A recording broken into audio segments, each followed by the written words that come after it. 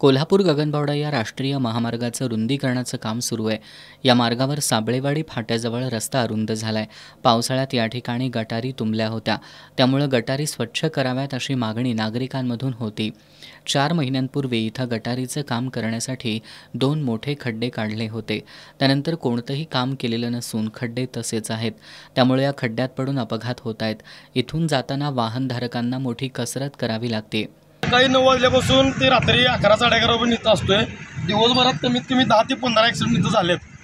परवा तर एक आजी यात डायरेक्ट गाडीवर गाडी मारताना गाडी यात पडली आणि गेली आता 4 ते 5 महिने झाले हा खड्डा आहेच आहे।